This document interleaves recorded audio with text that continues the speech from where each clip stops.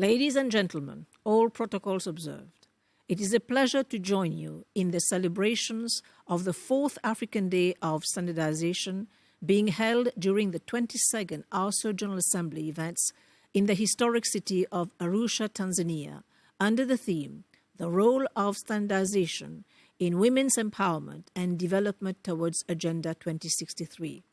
The adoption of Agenda 2063 by the 24th Summit of the African Union Heads of States and Government as the continent's 50-year structural transformation and development agenda is a milestone.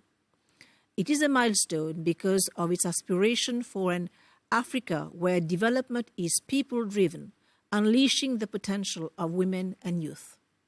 It is a great opportunity and a real coincidence for me to have been once a former ARSO African expert in African traditional medicine and now to be participating in this event as ARSO Standardization Goodwill Ambassador.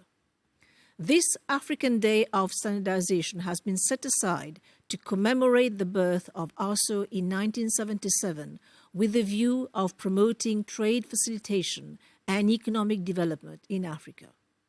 Ladies and gentlemen, it is agreed that Africa has finally caught the imagination of one and all as a potentially prosperous part of the world. Africa's solid average growth rate of more than 5% over the past 15 years bears witness to the region's impressive economic potential. Its young and growing population, vast resources, and largely untapped markets could provide the foundation for a continent-wide renewal powered by technological innovations. Africa's progress also depends on fast-growing domestic markets, thriving entrepreneurship, emerging middle class of urban consumers, a diversity of ecosystems, both in terms of mineral resources and its unique biodiversity, large-scale and vast land areas with huge potential for agriculture. Ladies and gentlemen, in spite of these potential, there are challenges that can pose a risk to growth in this 21st century. Many African economies are still not prepared for global and domestic changes due to their external trade orientation in primary goods. There are still inequalities, poor productivity in agriculture and the service sector. More than a decade of consistently high growth rate have yet to trickle down to significant parts of the population living in poverty or extreme poverty. A majority, especially women and youth, are still left out of the African economic growth story and with associated security and instability threats. Income inequality, non-inclusiveness in the region remain among the highest in the world. In terms of global trade, Africa is again a poor performer with overall export remaining focused on commodities. African firms still continue to face stiff competition both on the domestic and global markets. The differences between the national standards and conformity assessment procedures make trade between African countries difficult, contentious, and expensive, and would explain the low intra-African trade. Ladies and gentlemen, Africa has a population dividend and, paradoxically, a non-productive small-medium enterprise, yet this sector is set to play a key role in generating a pattern of economic growth that is innovative, labor-intensive, pro-entrepreneurship, and competitive. Africa needs to orient itself towards industrialization and to develop its manufacturing sector with more focus on value-addition product as well as sustainable development within the context of urbanization that has taken place without industrialization. Access to energy and food security are key issues as Africa is set to be burdened with the impacts of climate change, which will threaten agriculture, livestock, fisheries, forest, and leading to perennial conflict over resources. So what are the missed opportunities for the continent?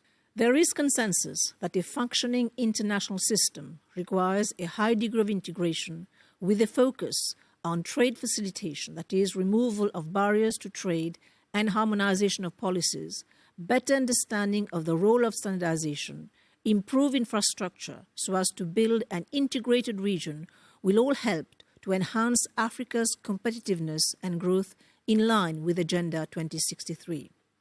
The 26th Annual World Economic Forum on Africa, held in Kigali in May 2016 and attended by African leaders and policymakers, reiterated that Africa's positive economic outlook is under pressure, mainly due to adverse changes in the global economy. Low global prices for major commodity exports, currency devaluation, and debt sustainability considerations, as well as security threats, have weakened growth in some countries. This calls for investment in infrastructure, develop the regional market, and creating regional trade opportunities. Ladies and gentlemen, for this to happen, Africa must stay focused in diversifying its economies, embracing technology and innovation, access to quality education, develop infrastructure and ICT infrastructure, and develop common market and address gender inequality. Africa must focus on the establishment of the African Continental Free Trade Area, the CFTA. To benefit further from CFTA, Africa must focus on reducing technical barriers to trade. Major inconsistencies among countries, standards, technical regulation, and conformity assessment regime as major obstacle to trade remain. There is therefore the need to harmonize the standards, technical regulation, conformity assessment regime in Africa and foster greater collaboration among countries to share and implement common technical standards, technical regulation, and conformity assessment procedures. The UNECA and the African Union are reiterating the impact of standardization in the expansion of global trade, regional integration, multilateral and bilateral free trade agreements. The two bodies call on the CFTA members to appreciate and recognize the importance of standards, metrology, conformity assessment, and accreditation. 2017 will be Africa Year of Quality Infrastructure.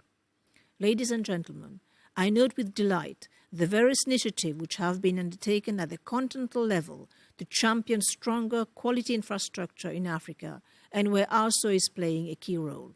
ARSO should play a leading role in championing awareness creation on the benefits of standardization conformity assessment, as well as the need for well-developed quality infrastructure in Africa. An efficient quality infrastructure architecture will support and strengthen Africa's ability to establish and continually improve the quality of goods and services. The CFTA should also ensure the removal of non-tariff barriers, facilitate convergence on regulatory measures, and enhance trade facilitation so as to achieve the ambitious targets of the Global Agenda 2030 and Africa's own Agenda 2063.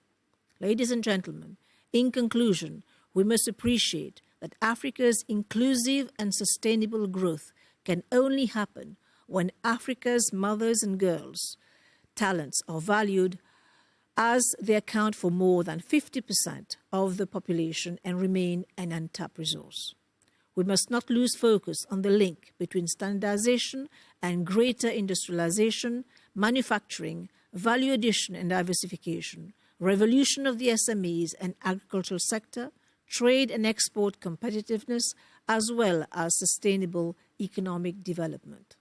The trade integration would not happen without a strong conformity assessment and mutual recognition of certificate within our countries. Finally, ladies and gentlemen, I wish to reiterate my humble responsibility as an ARSO Standardization Goodwill Ambassador to advocate at the highest level of Africa's decision-making the need for policies and programs that will lead to increased financial and resource allocation to ensure the development of quality infrastructure in Africa, which will lead to enhancing the international competitiveness of regional goods and services, strengthening the competitiveness of SMEs, demonstrate to the public and the private sector the strategic importance of standards in facilitating trade, build capacities and awareness on the importance of standardization, conformity assessment in regional stakeholders and African citizens, deepen the process for harmonizing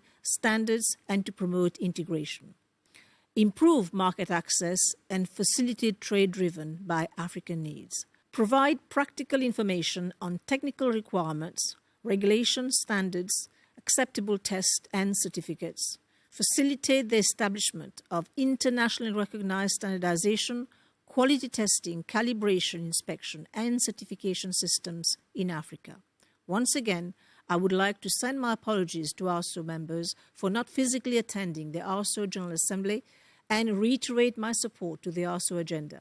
I wish you a fruitful deliberation, and I thank you for your attention.